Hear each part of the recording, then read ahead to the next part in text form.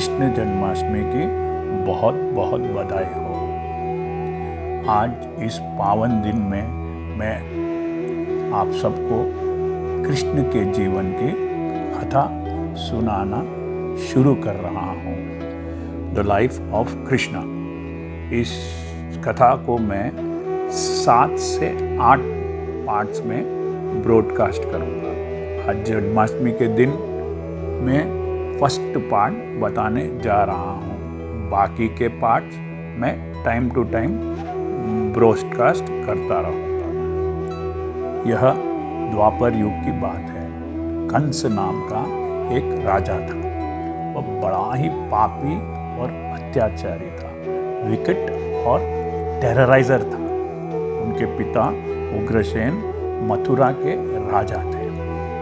कंस ने अपने पिता को गद्दी से उतार दिया और कारावास में, प्रिजन में डाल दिया और खुद मथुरा का राजा बन गया। कंस दूसरे दानव राजाओं के साथ विद अदर डेमनली किंग्स मनुष्य जाति पर बहुत ही अत्याचार करता था।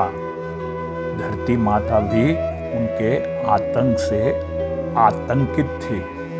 Mother earth was also panicked by the terror of these evil souls, Kans and his friends. एक बार धरती माता ने एक गाय का रूप धारण किया और सृष्टि के निर्माता, the creator of universe, Brahma के पास गए। ब्रह्मा उन्हें लेकर भगवान विष्णु के पास गए और धरती माता का कष्ट को दूर करने का निवेदन किया, रिक्वेस्ट की। भगवान विष्णु ने धरती माता को आश्वासन दिया, अश्योरेंस दिया कि वे इस अत्याचार को समाप्त करने के लिए भगवान कृष्ण के रूप में इस धरती पर जन्म लेंगे। कंस की एक बहन थी जिनका नाम देवकी था। कंस अपनी बहन से बहुत प्यार करता था।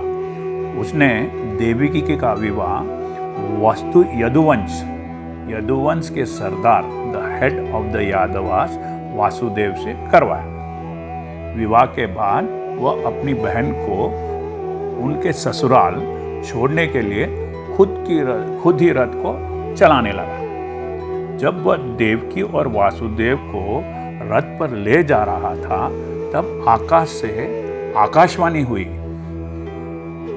आकाश से आवाज आई। There was a voice from the sky कि हे कंस, जिस देवकी को तुम इतने प्यार और प्रेम से ससुराल ले जा रहे हो, उसी के गर्भ से, उसी के वोम से उत्पन्न उनका 8वां पुत्र, 8th सन तेरा वध करेगा, तुझे मार देगा। आकाशवाणी सुनकर कंस डर गया।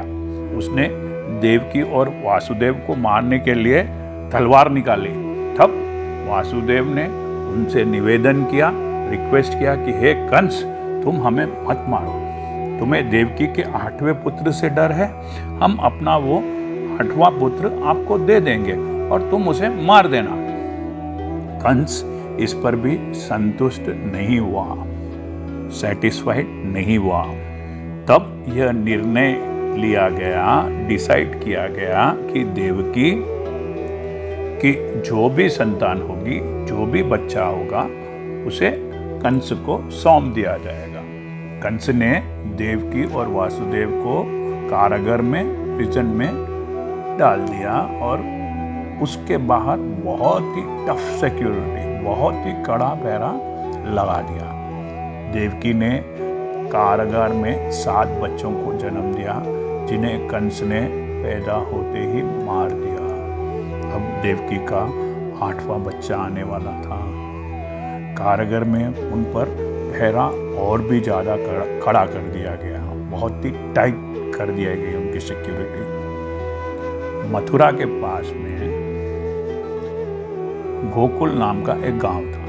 वहाँ के मुखिया का नाम नंद बाबा था और उनकी पत्नी का नाम यशोदा था। यशोदा को भी उसी वक्त में बच्चा होने वाला था जिस समय देवकी को 8वां पुत्र पैदा हुआ। उसी समय यशोदा को भी एक कन्या, एक बेटी का जन्म हुआ, जो दरअसल इनफैक्ट सिर्फ माया, ओनली इल्यूजन थी। देवकी के आठवें पुत्र के जन्म लेने से कुछ समय पहले पूरा कारागृह, प्रिजन प्रकाश से प्रकाशित हो गया। The whole prison was lighted with spiritual light. और फिर अचानक उनके सामने अपने हाथ में शंख, चक्र, गदा और पद्म धारण किए अपने चतुर्भुज 4 आर्म्स रूप में भगवान श्री विष्णु उनके सामने प्रकट हुए, अपीयर हुए। दोनों भगवान के चरणों पर गिर पड़े।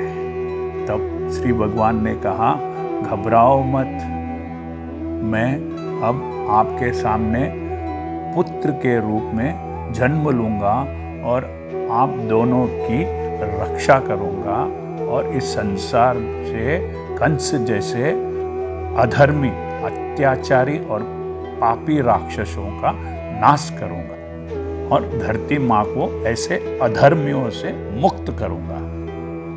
वे वासुदेव से कहते हैं कि जब मैं आपके पुत्र रूप में जन्म लूंगा तब आप मुझे अपने मित्र नंद के पास ले जाकर छोड़ देना और उनके पास एक कन्या ने जन्म लिया है, उसे लेकर वापस आ जाना। इतना कहकर भगवान ने एक नवजात शिशु का, एक न्यूबॉर्न बेबी का रूप धारण कर लिया और देवकी और वासुदेव के पुत्र रूप में प्रकट हो गए। यह नवजात शिशु, यह बच्चा ही हम सबका तारनहार, हमारा सेवियर, हमें इस भव सागर से पार करने वाला, हमें मोक्ष प्रदान करने वाला, हमारे भगवान, हमारे परमपिता, सारे ब्रह्मांड के मालिक, the master of the universe, our soul, source of salvation, supreme personality of God Krishna थे। हरे कृष्णा। कृष्णा ने अष्टमी के दिन ठीक रात के 12 बजे जन्म लिया, इसलिए कृष्ण के जन्मदिन को जन्माष्टमी के नाम से मानते हैं। यह हम हिंदुओं का एक बहुत ही पवित्र और महत्वपूर्ण उत्सव है, फेस्टिवल है, जिसे हर एक कृष्ण मंदिर में और खास करके स्पेशली हिज डिवाइन ग्रेस आचार्य श्रील प्रभुपाद जी के द्वारा स्थापित सभी इस्कॉन मंदिरों में, इस्कॉन टेम्पल्स में बड़ी धूमधाम के साथ मनाया जाता है। शास्त्रों में इस दिन उपवास, फास्टिंग रखने का निर्देश, इंस्ट्रक्शन दिया गया है और जिसे बहुत ही पवित्र और पावन होली माना गया है। आज जन्माष्टमी है। आप सब ने कृष्ण के जीवन की कहानी का ये पहला पार्ट सुना है। उम्मीद है आपको पसंद आया होगा।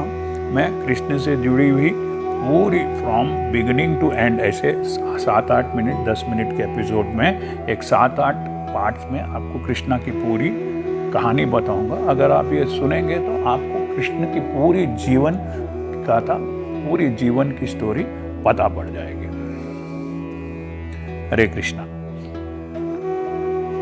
यदि आपको यह चैनल पसंद आया है तो YouTube में सब्सक्राइब दबाकर सब्सक्राइब कीजिए। Thank you. हरे कृष्णा।